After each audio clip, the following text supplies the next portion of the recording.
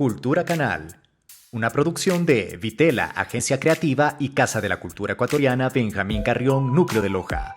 Gracias al auspicio de Cooperativa de Ahorro Crédito Fortuna, AB Optical, Doctora Jimena Valdivieso, Víctor González, Emporio Lojano, Super Láser 104.9 FM, Plus TV, Promo Music. Un espacio de miradas, posturas y vivencias únicas desde el rincón sur del Ecuador. Un escenario que alimenta lo profundo de la creación a través de generaciones de artistas, intelectuales, emprendedores y luchadores de la cultura que han pisado no solo la palestra de la expresión, sino el umbral de la genuidad y genialidad gracias a su creatividad.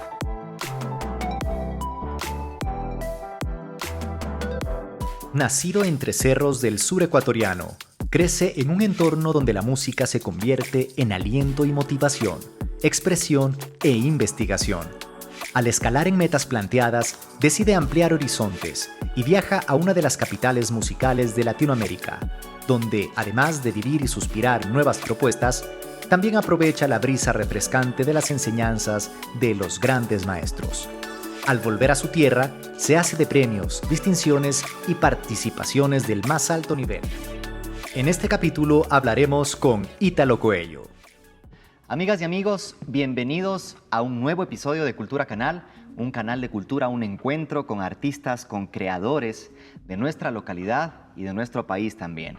Para mí realmente es un privilegio estar en este programa, no solamente con un gran músico, sino también un gran ser humano, un colega, un amigo, y estoy hablando de Ítalo Coello. Así que estoy seguro que van a disfrutar este programa y los invito a que se pongan cómodos para poder disfrutar de este conversatorio junto a este gran artista. Bienvenidos.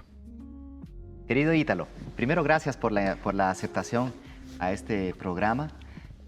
Realmente tengo entendido que tienes muchas actividades, que estás siempre activo, no has parado de hacer actividad musical, cultural, y eso es realmente, creo, uno de los propósitos junto a todos los invitados que han estado acá, que son artistas, gestores y creadores que están en constante actividad. Así que primero felicitarte por tu ritmo, por tu disciplina, por tu talento, y bueno, vamos a empezar entonces con esto. ¿Cómo te sientes? Gracias, querido José Antonio. Para mí es un placer estar aquí. Te agradezco muchísimo la invitación. Y nada, es muy difícil no hacerse el espacio, digamos, cuando se trata de algo tan necesario como esto, como te lo había manifestado cuando me hiciste la invitación. No, y me siento muy contento de estar aquí. La verdad, gracias. No, pues el gusto es nuestro. Me gustaría empezar con la pregunta que creo que tal vez puede resultar la más fácil, pero responderla puede ser muy difícil.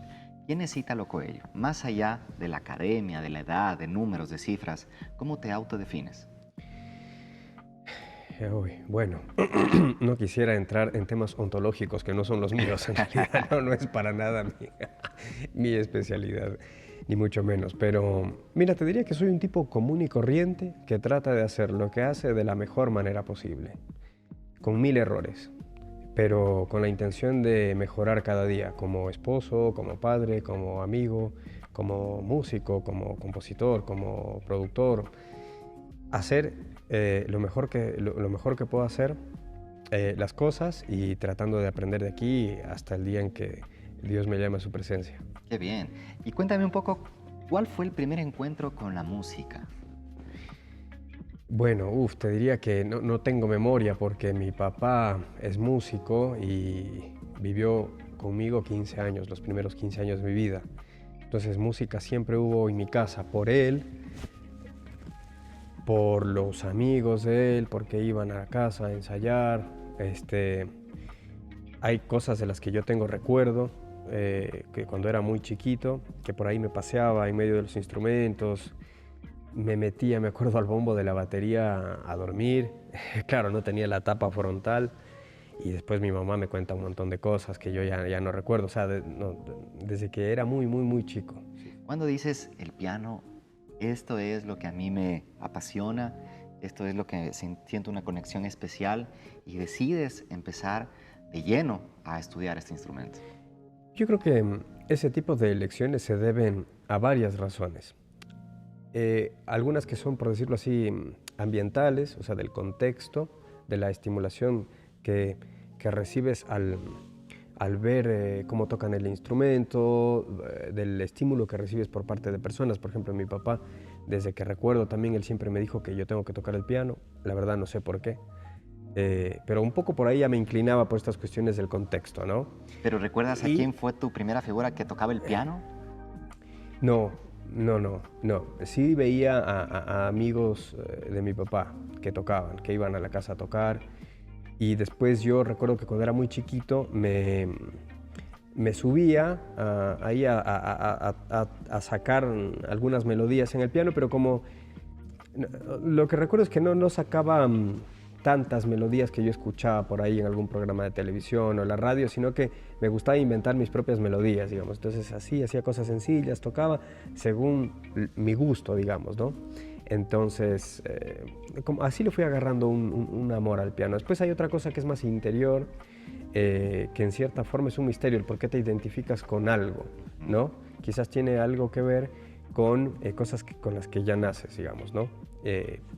Esa cosa de la identificación con ese, por medio del gusto, con ese instrumento, que también tiene que ver con cómo te identificas con ciertas obras de arte, ¿no? Me parece. Y bueno, después ya a los 11 ingresé al conservatorio a estudiar piano y de ahí para hasta ahora. Hasta la fecha. Sí, sigo estudiando, claro. Sí, nunca se deja estudiar, ¿no? No, nunca. Nunca ni de estudiar ni de aprender a través de no solo la academia, sino también de las experiencias. ¿Quién te ha dado más aprendizaje? ¿El estudio o en sí estar en el escenario, estar ahí?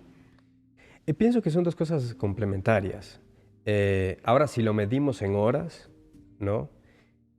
Pues por supuesto que el estudio que he hecho extra académicamente es mucho más amplio en cantidad de horas.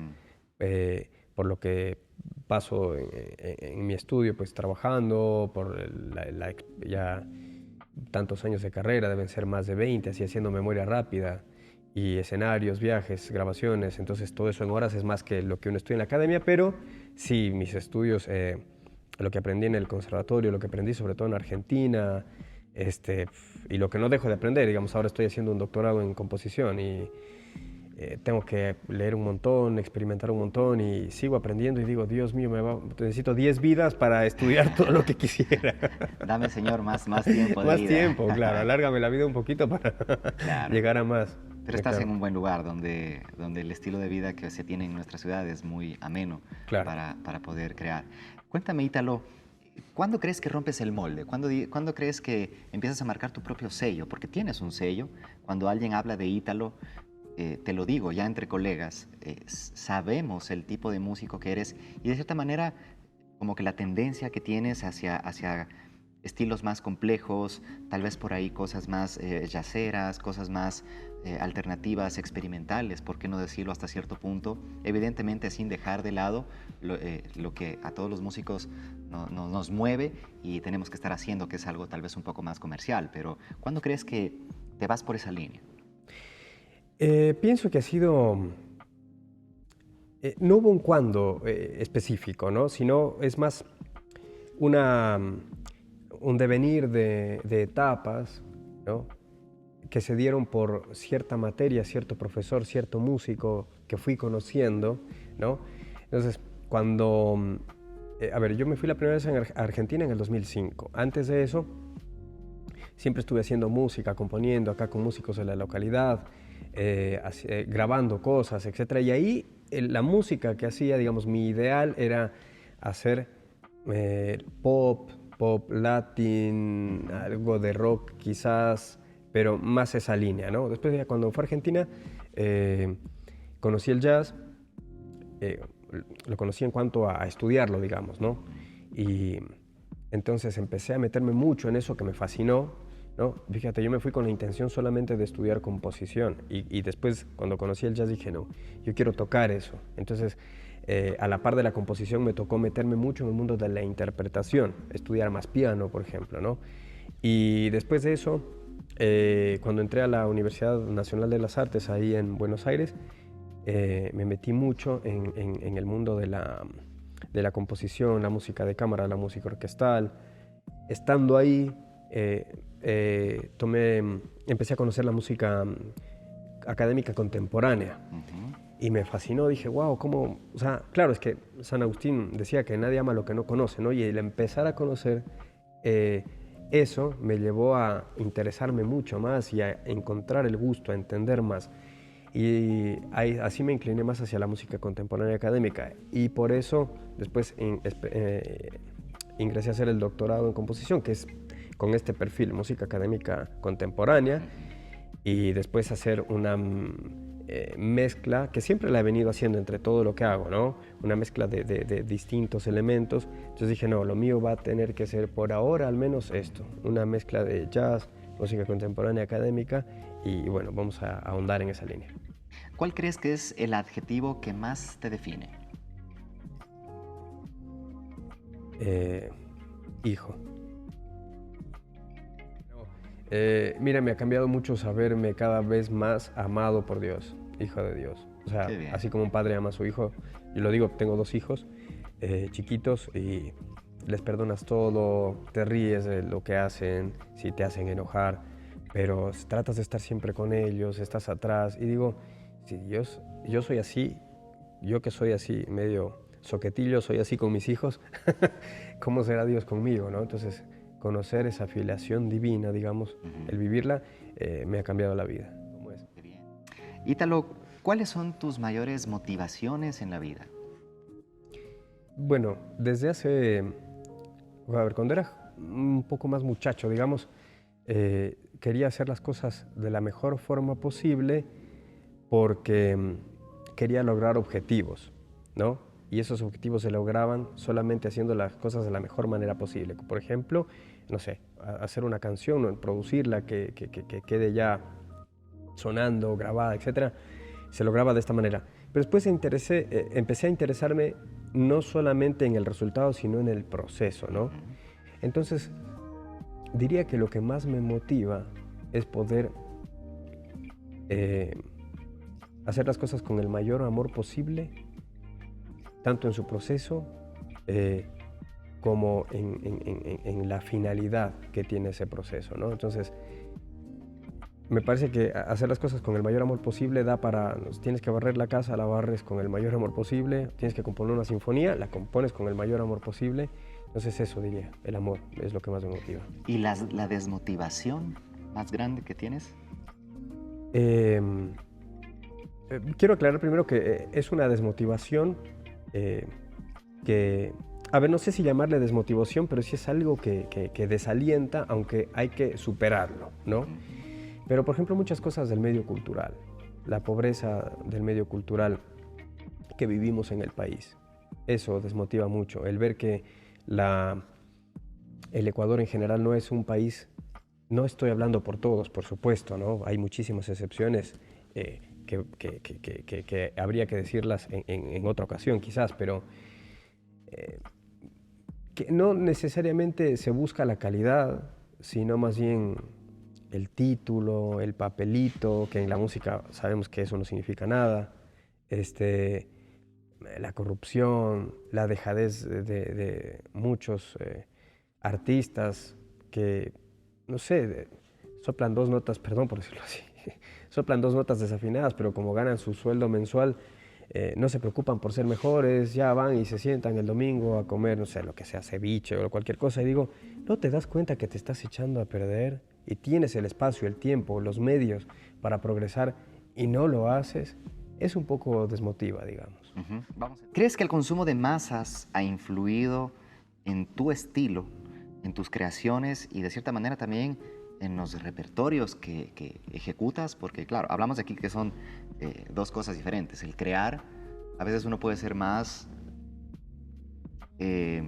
libre con las decisiones que uno toma, pero al momento ya de ejecutar, ¿crees que el consumo de masas está afectando no solo a ti, sino en general al músico? Sí, sí, sin duda, sin duda. O sea, no conozco un músico al que, por más aislado, académico que sea, si bien no son sinónimos las 2 cosas, ¿no? Aislado y académico, pero para ponerlo en un extremo, digamos, por más aislado o académico que pueda ser o quiera hacerlo, no deja de estar influenciado por su medio. De hecho, diría yo, se alimenta más en la medida en la que reconoce que tiene una influencia del contexto en el que vive, ¿no? Ahora, por supuesto que puedes tomar medidas para ti, para los que están en tu casa, de optar por elegir las cosas que escuchas hablando solo de la música, con un mejor criterio, ¿no? Y eso es súper posible hoy por hoy porque no dependemos del playlist de la radio como hace 20 años, ¿no? Ahora eliges lo que escuchas. No es impuesta, ahora ya es claro, el libre albedrío de la música. Por supuesto, y eso es algo bueno, digamos, ¿no? Quizás lo negativo de eso, aunque no me quiero salir del tema, digamos, pero es la falta de criterio de elección, ¿no? Hay que enseñarle, sobre todo a la niñez y a la juventud, a que tenga criterio para elegir mejor lo que está consumiendo. Pero hablando de las influencias, sin duda, claro, están ahí. ¿Cómo asumes la competencia entre lo independiente y las disqueras? Este es un tema que es complejo, ¿no? Me permito hacer una pequeño paréntesis. Vemos que el artista cuando trabaja solo, no solo necesariamente con un equipo pequeño, sino que, claro, el esfuerzo de uno mismo a nivel de recursos económicos, emocionales, psicológicos, circunstanciales. Todos tenemos este gran sueño de alguna manera, o hemos pasado por esta etapa en que sueñas en lo alto, sueñas en el éxito, en tener cierto grado de fama tal vez, de llegar a los grandes escenarios a nivel mundial, pero llega un punto cuando ya vas madurando dentro de la música que te das cuenta que la realidad no es tanto así y que vas diferenciando tal vez dos corrientes, los que hacemos una música un poco más alternativa, más de elección propia, y tal vez lo que están creándose a través de las disqueras, que no digo que sea malo, sino que simplemente tiene otro poder de influencia y de presencia que no puede compararse con lo que uno buenamente hace en su humilde posición. Entonces, ¿cómo ves el panorama en esta situación? Bueno, creo que en el ser encuentras la respuesta, o al menos una luz de por dónde debes ir, ¿no? Que te indica, digamos, que te puede dar otra perspectiva del medio, de la naturaleza, del devenir de las cosas, ¿no?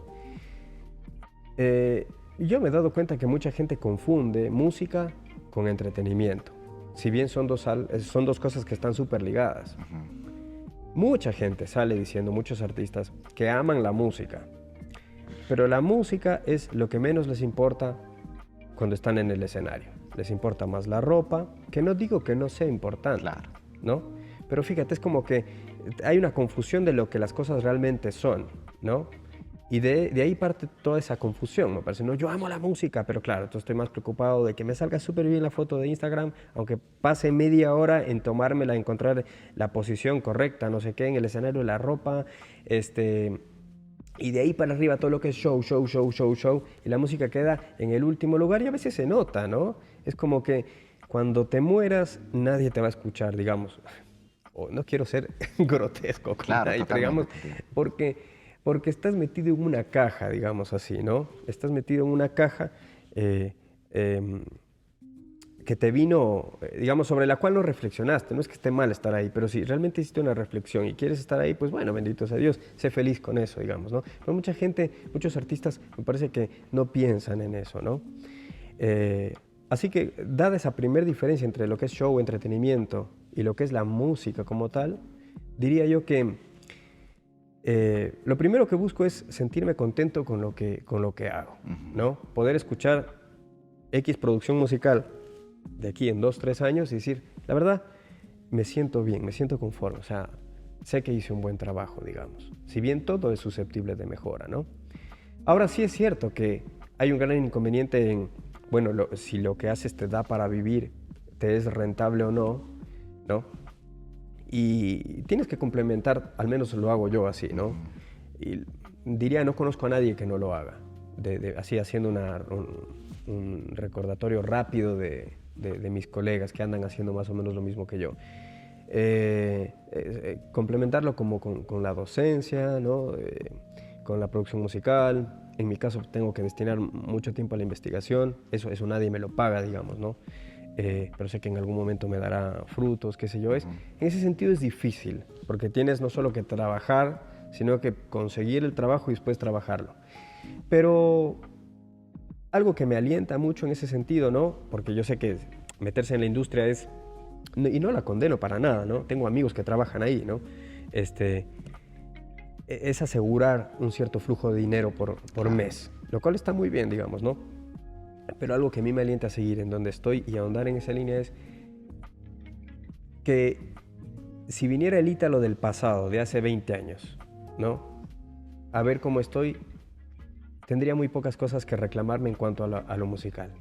No me podría decir, te perdiste, no fuiste fiel a tus principios, te vendiste, te fuiste para tocar no sé qué, que eso no te gustaba, solo porque tuviste una necesidad económica fuerte y no sé qué. Pero yo no condeno a nadie, por supuesto, no estoy en posición de hacerlo. Estoy hablando de mí mismo, digamos, ¿no?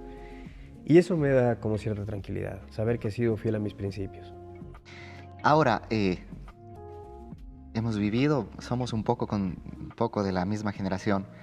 El modelo de consumo anterior, que era un poco más análogo, ahora todo globalizado, acceso libre, ya tenemos las plataformas de streaming online, tantas opciones que han salido en estos últimos 10 años. ¿Crees que esto ha sido productivo o hasta cierta manera crees que también ha sido contraproducente? Porque no hay filtros tampoco. Es decir, antes, bien o mal, tenías una radio que filtraba lo que llegaba y lo que publicaba. Hoy en día no. Hoy en día cualquier persona puede grabarse, subir algo y a lo mejor, oh sorpresa, resulta que tiene más visualizaciones que alguien que hizo una carrera, que tiene un reconocimiento, que tiene una trayectoria. Claro, hay excepciones muy, muy rescatables, pero son casos que ocurren hoy en día. Entonces, viendo esta transición, ¿cuál es tu apreciación respecto a eso? Primero, pienso que sí ha sido productivo.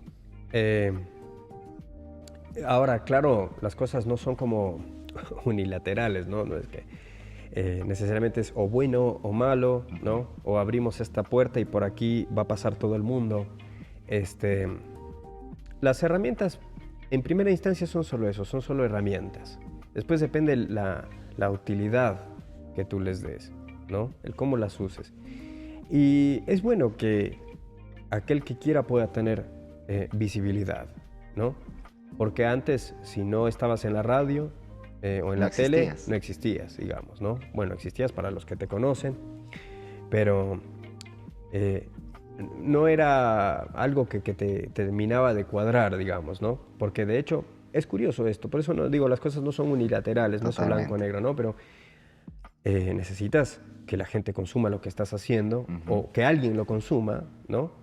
Para que te sea rentable, ¿no? Digamos, esto no es un dogma de fe, necesitas plata para vivir. Pero creo que la verdadera cuestión está en los criterios que tenemos como consumidores, pero los músicos somos consumidores también, ¿no? Escuchamos a otros músicos. En tener un buen criterio para elegir, ¿no? Entendiendo, como diría, parafraseando a Gabriel Dondo en su libro La estética, un tema urgente, no, la belleza, un tema urgente, que en la medida en la que consumamos cosas más bellas, nuestra vida va a ser más bella, pues, ¿no? Entonces, si la gente llega a entender eso, que se embellece su vida si escucha mejor arte, mejor música, si va al museo a ver cuadros, esculturas, si se preocupa por conocer un poco más de la misma historia del arte, etcétera, su vida va a ser más bella, pues. Somos un poco paralelamente, somos lo que comemos, ¿no? O sea, físicamente somos lo que comemos. Claro, claro. Y a nivel ya integral, somos lo que consumimos. Somos lo que consumimos, en gran medida somos lo que consumimos, claro.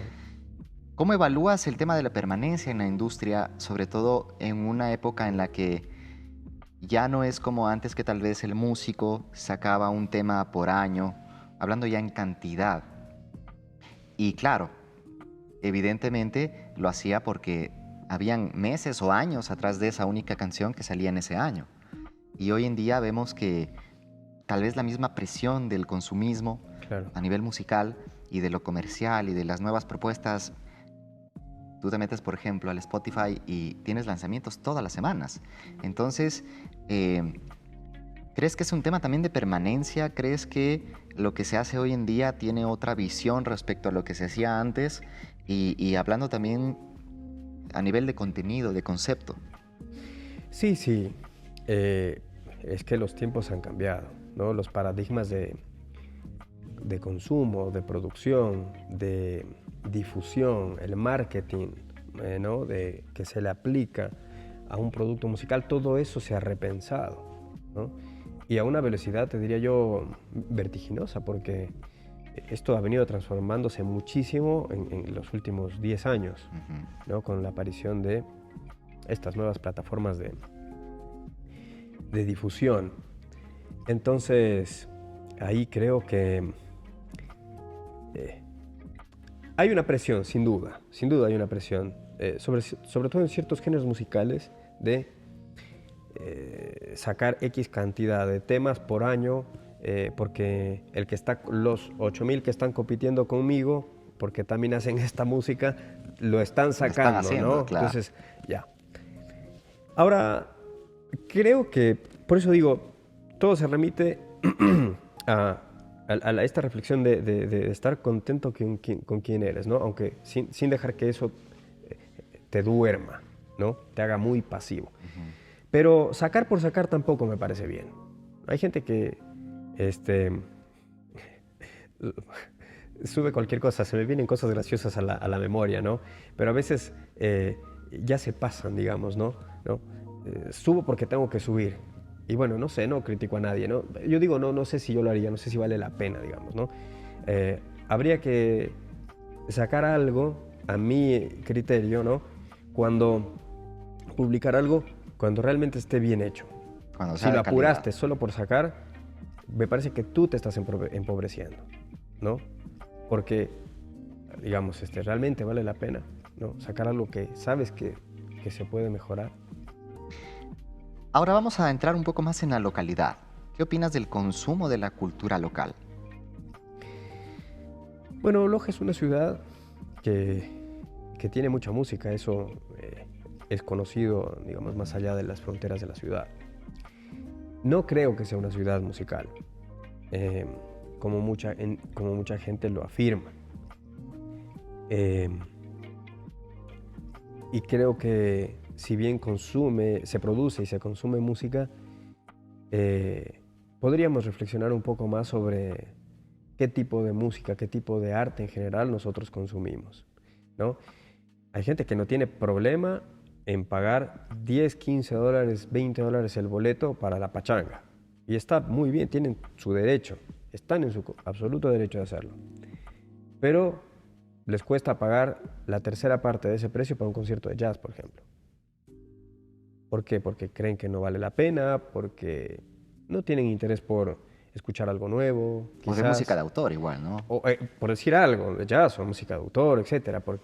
Entonces, creo que hay una gran falencia, si bien hay muchas cosas buenas, sí hay una gran falencia en consumir cosas de nueva creación. Porque queremos un poco ir a la segura, a lo que ya conozco. Y nos arriesgamos más. Fíjate lo que puede parecer a veces triste, ¿no? Pero nos arriesgamos más probando un platazo en un nuevo restaurante a probar ser público de un compositor que no conozco, que es la primera vez que lo escucha, ¿no? Que lo escucho, que digo, metámonos para aquí para ver qué hay, ¿no? Preferimos arriesgarnos en otras cosas, cuando en realidad arriesgarte por conocer más una nueva manifestación artística te puede cambiar la vida, y con una inversión mínima de 5 dólares una entrada, digamos, ¿no? ¿Consideras que es funcional el modo de la cartelera que tenemos acá? Porque aquí hay que mencionar algo. Tú vas a otro país y tú estás ya predispuesto a lo mejor visitar al menos en esa visita algo cultural o musical o artístico. Y tú ya sabes que eso te va a costar y que te va a costar una cantidad considerable de dinero. Claro. Pero tú ya estás predispuesto a pagarlo. Tienes de cierta manera esa apertura. ¿Por qué no lo sabemos? Porque a lo mejor te interesa algo, puede ser, o a lo mejor por decir que estuviste ahí. Ahora, acá en Loja tenemos una cartelera donde hay mucha oferta de eventos constantemente Pero tal vez no sucede lo que pasa en otros lados, que tienes un evento que han tardado mucho en producirlo, meses en hacer una obra, y solo lo presentas una noche. Y si es que en esa noche coincide que hay 3 eventos más en la ciudad, todo el público se divide, no llegas a la cantidad de gente que te hubiese gustado, idealizado llegar, y a lo mejor solo tienes una fecha para mostrarlo. Claro. Entonces te pones a analizar todo lo que fue la producción, que fueron meses, el montaje, los recursos económicos, logísticos, de producción, etc. ¿Crees que es funcional el sistema de cartelera que manejamos? Y ahora, por no decir también de que la mayoría de eventos nos hemos acostumbrado a nivel institucional a que sean incluso gratuitos. Ingreso Y aún libre, así claro. ves que no hay un aforo lleno. Entonces, ¿cómo ves este esquema, esta fórmula o esta manera de crear cartelera en nuestra ciudad? Mira, te diría que, bueno, lo que cuentas es tal cual, ¿no? A la iniciativa personal, ¿no? Al emprendimiento cultural, a los emprendedores, les cuesta muchísimo, ¿no? Incluso años, endeudarse, etcétera, para poder gestionar algo de calidad que les sea rentable. Y te diría que esas iniciativas son contadas porque son pocas, digamos, ¿no? Son pocas. Porque, y hasta cierto punto es heroico hacerlo. Tengo amigos que siempre están atrás de poder cristalizar sus ideas, y lo que han tenido que pasar es impresionante, ¿no? Tengo un amigo que me contó que en la administración anterior, con la alcaldía anterior, la alcaldía anterior lo contrató a este amigo con otro más, con su productora, para que produzcan. Me parece que era, bueno, no me acuerdo, no voy a decir qué evento porque no recuerdo bien qué evento, pero de los que, algunos que están ligados al financiamiento de la alcaldía. Y la persona encargada le dijo, no te preocupes, sí, yo te cubro la plata, no sé qué, yo te lo pago enseguida, me das las facturas y te lo pago enseguida. Entonces este amigo con su productora sacaron un crédito de algunos miles de dólares para pagarles a tiempo a los artistas. Porque después hay que estar 3, 4, Claro. 5 meses, 6 meses para que te pague la alcaldía, y es una vergüenza, con tanto empleado que tienen además. Y este amigo se endeudó, les pagó, y hasta el día de hoy, esto hace 3 años ya más o menos, no les pagan. Porque esta persona se fue, cambiaron de administración, salió ese alcalde, vino el otro, qué sé yo, y dijo, no sé, yo dejé encargando el trámite, ¿no? Entonces imagínate, mucha gente se desalienta por eso. Y por eso digo que es heroico, porque este amigo sigue con su iniciativa. Y con sus amigos produciendo, haciendo, esperando ganar de la cartelera. Entonces es heroico, se merecen, todos estos emprendedores se merecen un aplauso, pero así de pie, porque son unos héroes, con H mayúscula. Pero por otro lado, sí creo que hay que enriquecer la cartelera. Es lo que tú dices, tú te vas a ciudades como Quito mismo, ¿no? Ni hablar ya si salimos del Ecuador. Buenos Aires, Santiago, muchas ciudades de Brasil. Y en general, o sea, uno ve que fuera del Ecuador la oferta artística es muy, muy, muy amplia. O sea, si quisieras hacer 5 o 6 por día, que no lo haces nunca en plan turista, no te alcanzaría el tiempo que estás conociendo para ir a todos estos eventos, ¿no? O sea, entonces, y eso tiene que ver con la economía también, con que da trabajo a gente, con que el arte cada vez y las producciones artísticas se tienen que hacer de mejor calidad porque hay competencia. O sea, es una cadena de cosas que traen beneficios, más allá de que todo es susceptible de crítica, ¿no? Pero que traen beneficios. Entonces acá me parece que hay que enriquecer la cartelera. O sea, mira, por ejemplo, las carteleras de las sinfónicas del país, por ejemplo, ¿no? Últimamente ha habido bastante cabida a compositores ecuatorianos, lo que es muy bueno, ¿no? De hecho, en julio la Sinfónica Nacional estrenó una obra mía. Entonces digo, hay cabida. Yo no sé cuánto hay una reflexión sobre los tiempos, o sea, los compositores universales, por llamarlos así, que son europeos principalmente, están presentes en una noche de concierto, en 1 hora y media, en 1 hora, y los compositores ecuatorianos 5, 6 minutos, 7 minutos, dame tu obrita para el final, ¿no? O como hay que poner en el informe que se le da, no sé, al ministerio, que tocamos obras de un compositor ecuatoriano, porque así lo dispone la ley, qué sé yo, ponemos fulanito, ya que ya le hemos tocado un montón de veces y ya con eso ya más o menos vamos, pero lo que me importa es que suene bien, no sé, Beethoven, que eso sí suena increíble, ¿no? Entonces, ojo que no quiero hacer ninguna crítica en mal sentido a nadie, solo estoy diciendo que son reflexiones que tenemos que tener Totalmente. todos los actores culturales, ¿no? Entonces hay que nutrirla más a la cartelera. Y ese nutrirla no viene solo de la calidad, ¿no? De los espectáculos que presentas, sino también de buscar dar mucha más cabida, ¿no? a nuevos creadores, ¿no? Porque si no, de aquí en 10 años más, en 15 años más, vamos a seguir igual. Y sería triste, ¿no? No haber crecido como ciudad, como medio cultural, en ese sentido. ¿Cómo la ves a la asistencia del público lojano, específicamente? Mira, hay eventos que se llenan. Yo he visto en ocasiones lleno el Benjamín Carrión, que es el teatro más grande de acá de la ciudad. Y claro, ha sido en ciertos contextos, ¿no? Recuerdo en el 2018,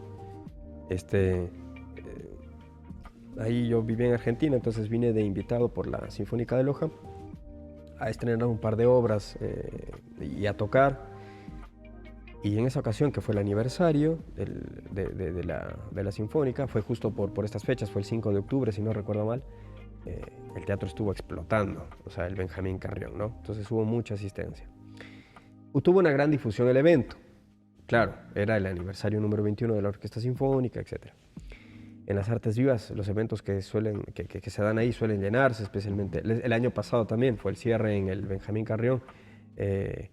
Toqué ahí de invitado, vino Berlin People y qué sé yo, todo. Entonces fue un evento grande, con mucha difusión dentro de Artes Vivas, se llenó.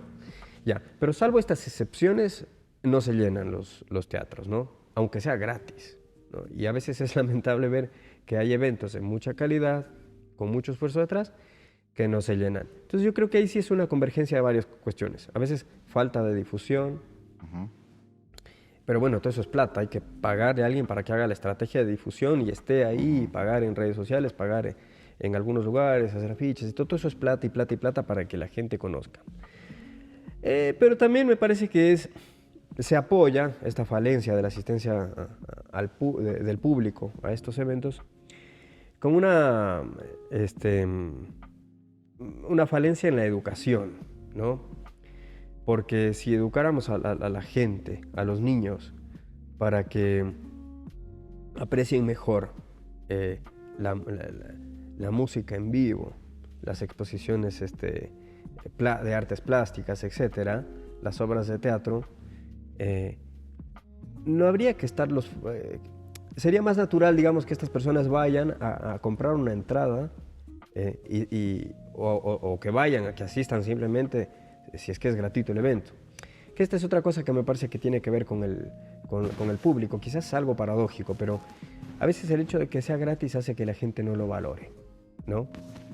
Y por eso digo, para otras cosas sí he visto que el lojano paga para otras cosas, y paga bien, ¿no?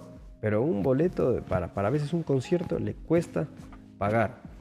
Yo también creo que hay una cuestión de que nos hemos acostumbrado a que todo sea gratis, ¿no? Y que porque es gratis, bueno, no es tan bueno. Y entonces, bueno, creo que no sé cuánto beneficio eso nos trae. El mes pasado estuve tocando en el Teatro Sucre en el Festival de Jazz. Y claro, vos ves que es un teatro que tiene un montón de años, el personal que trabaja ahí ya tiene muchísimos años, conoce bien la acústica del lugar, los equipos y todo, y el sonido era no sé si decir impecable, pero era buenísimo el monitoreo que tenías. Y tocar así es un placer, porque te escuchas súper bien, ¿no? Me ha pasado en lugares que tienen súper buen equipo y todo, y el piano de varios miles de dólares te suena como una lata. Y le dices, pero... Y claro, dice, ya, listo. O sea, estamos 2 horas probando sonido, no, la cosa no mejora. Bueno, ya está, tengo que ir a hacer otras cosas, digamos. Es como que te resignas un poco. Es frustrante, ¿no? Claro, ya. Y suena como una lata, y tocas esa noche como una lata, pero ya, ¿qué vas a hacer, digamos? O sea, entonces, nos hace también falta, para que los espacios se mejoren y poder potenciar esos escenarios, ya a nivel infraestructura, a nivel técnico, buenas escuelas de formación acá, en producción musical. Ahí pues tiene que ver la cuestión de sonido en vivo, grabación, etcétera. Eso no existe acá en la ciudad. Y nos hace falta algo así formativo, bueno, de calidad. ¿Y qué son? Pero bueno, algo que sí me da esperanza es pensar en que haciendo las cosas de la mejor manera posible, podemos impactar a los pocos que estén a nuestro alrededor, ¿no?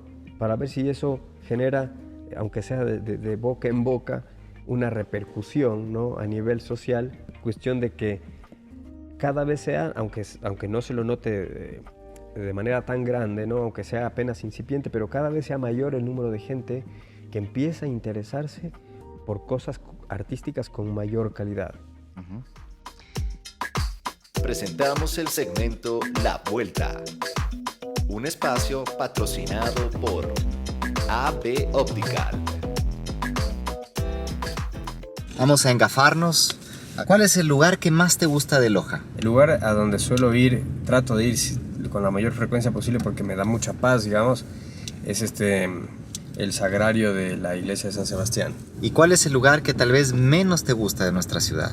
A cierto sector del mercado mayorista donde se tira la basura, por ahí porque huele feo. Ya. ¿Cuál es tu comida favorita? El repe, blanco. Repe. Sí. Con harto quesillo. Uf, con bastante quesillo. En general las sopas de Loja me fascinan. Algo que he visto, que nunca lo he visto en otra ciudad, nunca, porque hasta tamales hay, llevan, humitas hay, pero por ejemplo el cuy no lo he visto. ¿Cuál es tu libro favorito? Me hace soñar mucho, te diría, y por eso quizás Miguel Strogoff de Julio Verne. ¿Y cuál es tu película favorita? La vida es bella. Cuéntame, ¿qué es esa palabra lojana que crees que es tan particular y que a lo mejor la repites mucho? Se la dice mucho en Ecuador y en Loja, que es el ahorita. Ahorita, claro. Ahorita de este ratito. De este ratito, ahora, ya mismo. ¿Y qué crees que lo hace tan especial al lojano? Su forma de hablar es una cosa que lo hace particular. Yo paso cantando todo el día, te digo, les invento canciones a mis hijos.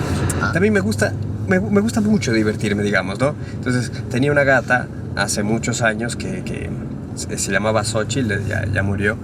Entonces yo siempre la molesto a mi mujer con que, ay, la pena que me da de haber perdido a Xochitl y no sé qué. Entonces la primera parte habla en cambio de la gata, digamos, no le digo, Xochitl linda, no sé qué hacer, desde que te perdí me encuentro devastado, no quiero, solo pienso y no quiero pensar, no quiero estar así, quiero estar a tu lado, le invento a la gata, digamos, y mi mujer se mata de la risa y dice, el psicólogo me dice lo mismo, que tengo que aceptar que es parte del pasado y me quiero aferrar sin una solución y él siempre me repite, calma. Oye, pero esa está para grabar esa canción. Sí me han dicho, oye, grábala. Si pudieses irte de Loja, ¿lo harías?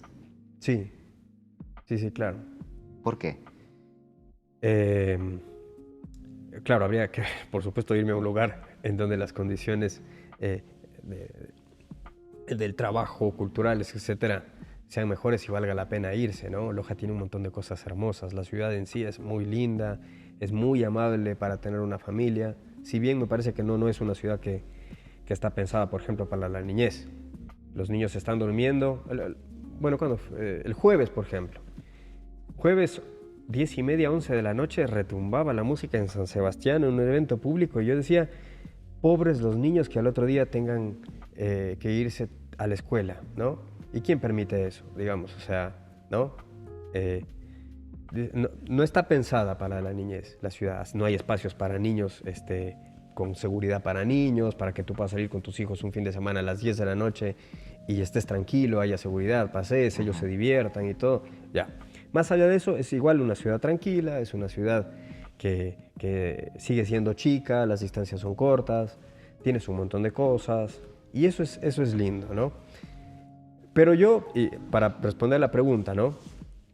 Le he dicho, Señor, no permitas que yo me quede en esta zona de confort y que eso haga que yo baje los brazos. O sea, que el que se vive bien aquí no opaque ese espíritu creativo que tú mismo me has dado. Ese espíritu de buscar cada vez más, de superarme a mí mismo, digamos. No permitas que ese espíritu se opaque porque yo estoy viviendo tranquilo y bien. Entonces, me iría a un mejor medio musical si tuviera la posibilidad. ¿Cuál sería tu lugar ideal? Ideal, creo que me iría a algunas ciudades que tengo en mente en Estados Unidos. Ahora mismo ya no creo que me convenga. Tampoco he tenido ofertas. Pero, a ver, dicen, si quieres hacer reír a Dios, cuéntale tus planes, ¿no? Pero quisiera primero yo terminar el doctorado acá en Loja porque estoy tranquilo, digamos, puedo destinar tiempo a estar con mis hijos y a estudiar, a investigar, a producir, porque las distancias alcanzan, etcétera, ¿no? Y una vez terminado eso, armaría ya como un plan para irme. Vamos a hacer una pequeña dinámica, qué no decir un juego, ¿no? Te voy a dar una palabra. Sí. Y me vas a responder con otra palabra. Lo primero que se te venga a la mente, ¿no? Perfecto. La primera, festival. Arte. Feria de Loja. Tradición. Desilusión. Superación. Argentina. Vida. Política. Oportunidad. Familia. Amor. Piano. Reto. Trabajo. Bueno, no. Servicio.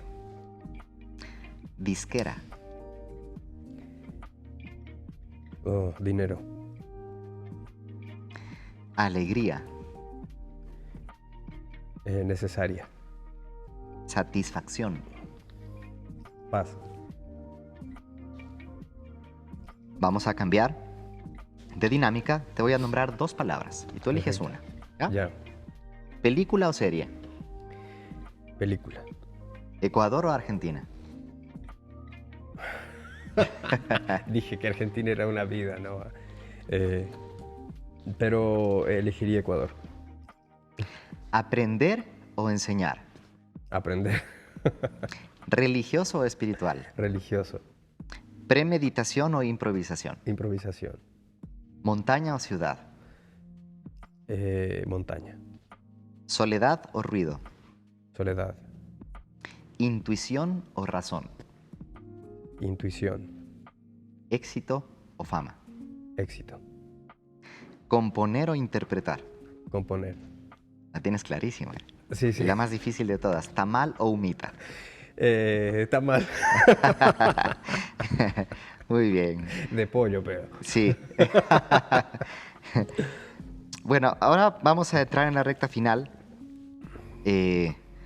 Vamos a hablar un poco ya justamente de una palabra que te nombré ahora, que es política. Perfecto. ¿Cuál es tu criterio de la política y la relación que tiene la política con lo que se desarrolla en el ámbito cultural? Bueno,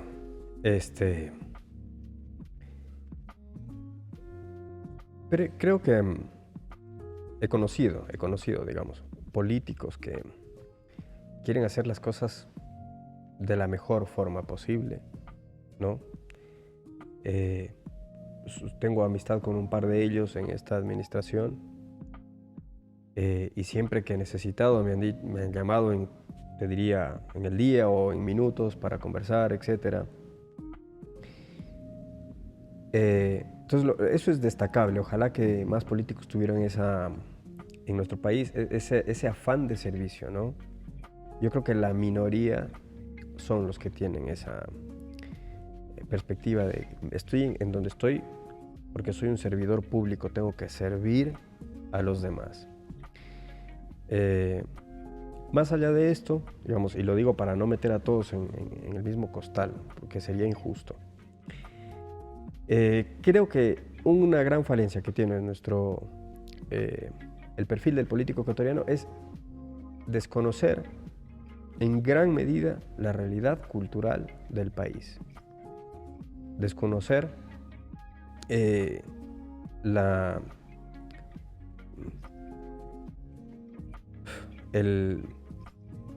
arte de calidad, ¿no? Ver al arte como un mero accesorio.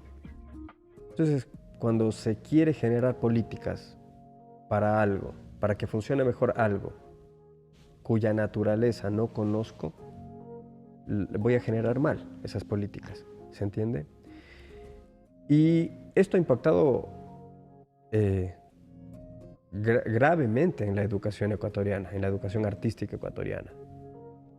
A un artista, como tú lo conoces bien, querido José Antonio, se lo conoce por sus obras. Las obras te hablan de un artista, no los títulos.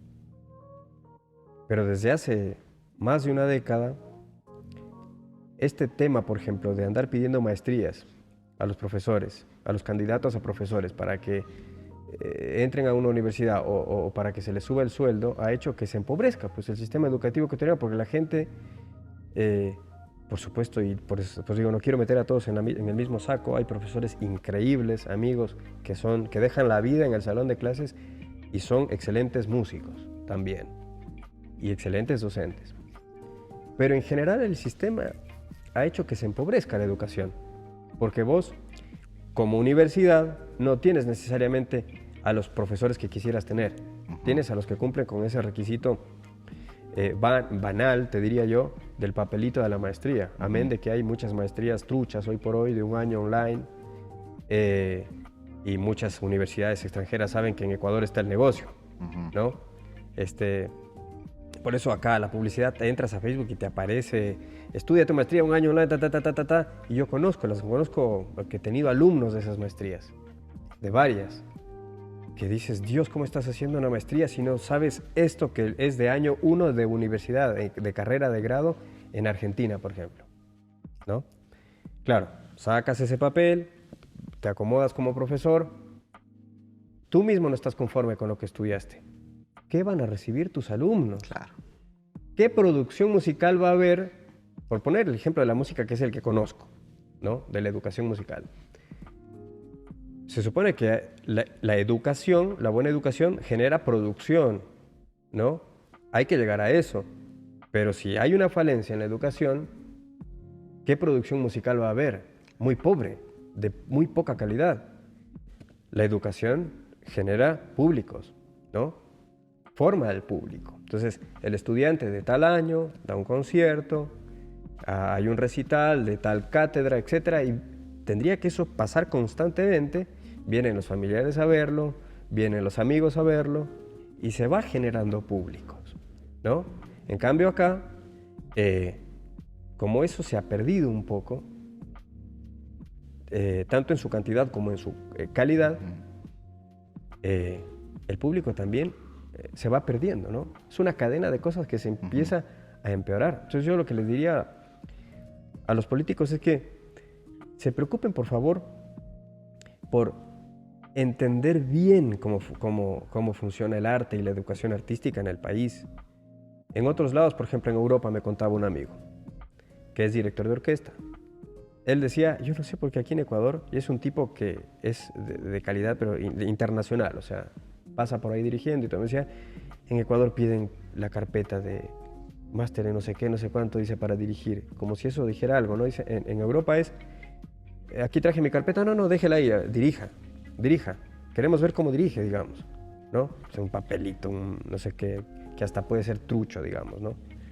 Que no significa nada. Entonces, le están haciendo un mal a la educación, al dejarla como está, al no preocuparse por eso. Debería repensarse el tema de la educación artística en el país. Debería empezar a buscar docentes por sus obras, por su trayectoria, no por un papel que no significa nada, ¿no? Y un poco siguiendo por esta línea, ¿qué implementarías en las políticas públicas para cambiar la realidad del artista en el Ecuador? Si pudiera, haría que la actividad del artista tenga impacto en distintas áreas de forma equitativa y de forma inclusiva. Por ejemplo, haría que un músico de una orquesta sinfónica, por ejemplo, toque ahí unas horas de ensayo, tenga tiempo para ensayar en su casa y, por ejemplo, dé clases muy pocas para que, digamos, no exceder su cantidad de horas reglamentarias, de clases en alguna institución estatal, por ejemplo. Entonces ahí estás, le das tiempo para que estudie, para que ese concierto salga increíble, que él toque lo que tiene que tocar. Estás generando producción escénica porque ese músico va a tocar en el concierto, estás impactando en la educación, etc. Entonces, lo haría de forma... mirada integral. Claro, de una forma integral, pero ¿por qué dije equitativa? Porque, y dependería de las circunstancias también personales del músico y sobre todo de la ciudad, del contexto, ¿no? Yo no dejaría, por ejemplo, que ese músico que ya tiene un trabajo del Estado, tiempo completo, trabaje medio tiempo acomodando los horarios porque la secretaria de X institución educativa pública es amiga, entonces le ayuda y también trabaja acá, ¿no? Por poner un ejemplo así, no estoy hablando de nadie en particular, pero hay muchos casos así, donde el mismo músico acapara todito.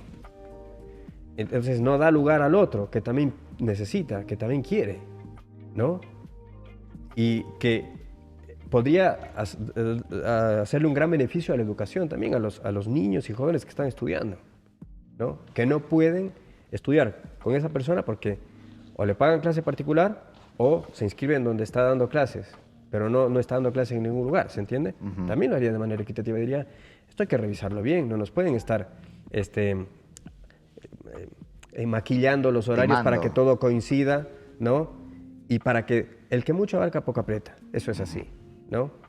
Entonces me preocuparía por revisar mucho eso, por revisar y que cada cosa, lo que esté haciendo la persona, lo haga con la mayor calidad posible. Si es que el día de mañana te dicen, Ítalo, queremos designarte como ministro de Cultura, ¿qué sería lo primero en lo que trabajarías? Bueno, es una situación súper hipotética, ¿no? Porque no aceptaría ser ministro de Cultura. Pero si estuviésemos en una película en la que yo tuviera que interpretar el papel de ministro de Cultura, digamos, pongámoslo así, porque dicen que en el cine todo puede pasar, y de eso me voy a valer, de que en el cine todo puede pasar, como en el arte todo puede pasar. Primero, creo que me encargaría aquí en el Ecuador de sanear este cáncer de la corrupción que está metidísimo, ¿no? Hasta los huesos del sistema cultural. Y lo haría, me preocuparía porque eso se sane rápido. A tal persona que lleva mañana ahí calentando el puesto, que nadie sabe bien de qué se trata su trabajo, le diría, mire, adiós, porque usted le está robando al país. O sea, por ahí viene, hay muchos funcionarios que están haciendo mal su trabajo y siguen haciéndolo. Y uno no entiende por qué siguen ahí si lo hacen mal. Y por otra parte, en sanar o tratar de acomodar todo lo que se pueda, algo que es un proceso más largo, que requeriría de un proceso más largo, que es ciertas políticas, ciertas reglamentaciones, ¿no? Ciertas injusticias que se cometen. Bueno, es que se supone que la política debería ser un hecho, ¿no? Debería ser efectiva, ¿no? No tanto demagógica, discursiva. Nos podemos sentar a hablar largo y tendido sobre lo que podríamos hacer, pero si nunca hacemos nada, claro, no vale la pena, ¿no? Pero por eso se necesita también gente que sea operativa, que sea ejecutiva, ¿no? Que deje de estarle dando vueltas a las cosas y haga las cosas. Pero para hacer las cosas con determinación necesitas estar seguro de lo que hay que hacer. Por eso se necesita buenas cabezas, ¿no? Y gente que conozca bien la realidad cultural, porque puedes saber con quién contar, a quién designarle determinado trabajo, ¿no? Y que sepas que al asignárselo lo va a cumplir, digamos, ¿no? Entonces, bueno, también entra ahí el tema de la preparación, ¿no? De que necesitamos que haya más personas formadas para esta transformación que se requiere. Hace falta, sin duda, espacios de una formación eficaz, ¿no? De los gestores culturales, para gestores culturales. Pero por otra parte, yo pienso que esto no se complementaría bien, nos quedaría como la mesa chueca, si a posteriori, digamos, las instituciones toman, como han venido haciéndolo en muchos casos, malas decisiones en la designación de estos funcionarios, de estos servidores públicos, ¿no? Y ahí entra en juego la experiencia. O sea, me preocuparía porque estos gestores culturales se formen muy bien, ¿no? Y hagan mucha práctica para que tengan mucha experiencia, ¿no? Extracurricularmente, extraacadémicamente, de manera tal que cuando lleguen en algún momento a ocupar un puesto, conozcan de mejor forma la realidad cultural de determinada ciudad, cantón, etcétera, ¿no? Hay algo muy curioso, que si tú le pides el CV a varias personas que andan en el mundo de la cultura, te va a salir director ejecutivo de no sé qué institución cultural por 5 años, director de no sé qué, director y tiene como 20 años de dirigir, de programar, de no sé qué y no sé cuánto. Y dices, ¿esto me bastará? A director ejecutivo de no sé qué institución cultural en no sé qué ciudad, ¿cómo fue esa gestión? ¿Estuvo dormido el tipo en la silla, no? ¿O hizo algo? Porque, no, nuevamente, Claro. esto de que lo pongo en papelito, pero en la práctica, ¿qué pasó? O sea, yo no quiero, no necesitamos, los lojanos y los ecuatorianos en general, no necesitamos solamente eso, que esté escrito en un papel. Necesitamos... Experticia, ¿no? Claro, que esté ahí la gente que ha comprobado con hechos que puede cumplir, que sabe cómo hacer las cosas. Ahora sí, por no sé cuántos años, director de no sé qué. ¿Y qué hiciste? Claro.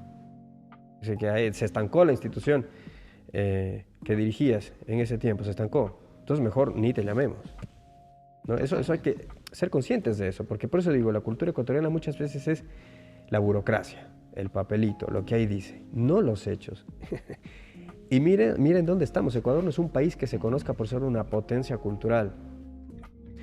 Es pluricultural, que es distinto. Es distinto. Tenemos un gran regalo que se nos ha dado, que es tener muchas culturas juntas en un país, mucha diversidad cultural. Ya. Pero por ser una potencia cultural, es decir, que reflexionamos sobre lo que tenemos, lo valorizamos y en función de eso crecemos, no es un país Ecuador que se conozca por eso. No es un país que se conozca porque tiene una educación artística de calidad. Pues es bueno que aquí vinieran de otras latitudes como, ¿no? Como de Argentina, de México, de Europa, Estados Unidos, a estudiar, voy a estudiar música Ecuador. Eso nunca pasa, de acá nos tenemos que ir, ¿no? Entonces, llevamos años en este sistema educativo, en este sistema público de administración cultural, etcétera, y todo sigue casi igual. No ha habido repercusión. No, por lo tanto, no podemos seguir haciendo las cosas de la misma manera. ¿Cuáles son los proyectos que actualmente estás trabajando y que estás por empezar a trabajar? Bueno, pasa que hay cosas que me cuesta decir antes de que se concreten. Sí. Pero... Si no, manténlo en reserva, yo soy igual. Me gusta, claro. Siempre dicen, no es bueno contar mucho, pero de lo que nos puedas compartir, ¿cuáles son hacia dónde te estás proyectando ahora mismo? Bueno, ahora estamos pensando con Ecuador Encuentro una gira para el año que viene, internacional, con un repertorio que en cuanto a los arreglos es un repertorio inédito, digamos, ¿no? Tocando temas de un compositor emblemático de acá del Ecuador, pero versionados para quinteto de jazz, digamos, ¿no? Entonces, ese proyecto me ilusiona mucho, tanto en lo musical, es decir, porque va a ser todo un reto hacer esos arreglos. Ya hice uno que sirvió como para el piloto, digamos, y que todo esto se pueda generar, pero el nivel de elaboración de sus obras es muy alto y va a ser un reto hermoso poder llevarlo eso al jazz y tocarlo. Entonces, y también me ilusiona desde la difusión y repercusión que esto pueda tener. Eso es algo que me gustaría que pase y tengo una expectativa con eso. ¿Cómo te ves en 10 años? La vida me ha llevado por caminos que no pensé caminar, que si hubiese tenido un tablero para elegir, no los hubiese elegido. Pero que precisamente como Dios sabe más, digamos, al haberme llevado por otros caminos, me topé con una versión un poquito mejor de mí mismo, ¿no? Y ojalá que de aquí en 10 años sea así, digamos, o sea, que sigan viniendo estas sorpresas, ¿no? Estos caminos que a veces se cierran y que dan lugar solamente cerrándose a unos nuevos que te pueden sorprender y dices, wow, ahora entiendo por qué pasó todo esto y no, jamás hubiera elegido ya, tomando perspectiva, esto de acá, ¿no? Me veo quizás, para resumirlo, sorprendido por el actuar de Dios en mi vida. ¿Cómo te gustaría que la gente te recuerde cuando ya no estés? Yo creo que los que verdaderamente te recuerdan son los que están cerca tuyo, ¿no? Después, a no ser que seas un personaje famoso, que pasó a la historia y todo, te recuerdan, ¿no? Pero lo que tiene el hecho de que te recuerden los que están cerca tuyo es que la mayoría no solo te recuerdan, sino que te siguen amando pese a que te vas. Entonces yo quisiera que, más que recordarme, los que estén cerca mío, me sigan queriendo. O sea, sigan teniendo ese recuerdo amoroso de que fui el más entregado hacia ellos, a mi esposa, a mis hijos, mis amigos, que digan, o sea, que no me vean para nada como un ser inalcanzable, sino como el amigo que está siempre ahí cercano, el padre que está ahí jugando con los hijos, el tipo que trataba igual a la señora de la tienda, a la señora del mercado o a la ministra X con la que tuve una reunión la semana pasada por no sé qué cuestión cultural. O sea, así como el tipo más sencillo y que esté más al servicio de cada uno. Me gustaría que me recuerden así, pero sé que eso no va a pasar si es que no... Ese recuerdo no va a ser posible si es que en la realidad no pasa, digamos. Por eso mi meta, mi reto diario es hacer todo lo posible para que eso suceda. O sea, con mis 1000 errores, pero me gustaría que ese recuerdo se lleve. Y a nivel artístico, ¿cómo te gustaría que la gente tenga esa imagen tuya? Hablando fuera ya del círculo cercano. Tal vez en 100 años. Miren, este fue Ítalo Coello. Ya a nivel musical, como alguien que de alguna manera juntó varios mundos musicales en uno solo, pero lo hizo siempre siendo fiel a sus principios creativos, a esa ideación estética personal. Bueno, hemos llegado ya prácticamente al final. Yo quiero agradecerte por este espacio, por tu apertura, por tu sinceridad y también por el momento. Creo que eso es importante, ser agradecidos. Quiero repetir que para mí ha sido realmente un gusto tenerte aquí, conversar sobre todos los temas que hemos conversado. Y bueno, también a toda la gente que nos ha visto, que no se olviden de comentar, de interactuar, de escuchar, de aprender y también de aportar dentro de lo que es la interacción ya en esta publicación. Te deseo lo mejor del mundo, Ítalo. Eres una persona de la cual se puede aprender mucho y realmente espero que todos esos anhelos, esos proyectos que actualmente estás mentalizándote y trabajando se lleguen a cumplir. y que luego de muchos años que veamos este programa hayas sabido que estabas ahí cocinando todo esto que nos has comentado.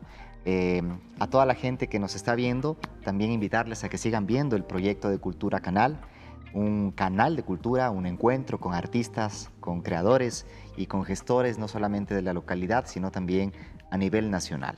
Hemos conversado en este programa con Ítalo Coello y esperamos que hayan disfrutado de esta nueva entrega. Nos veremos en un próximo capítulo.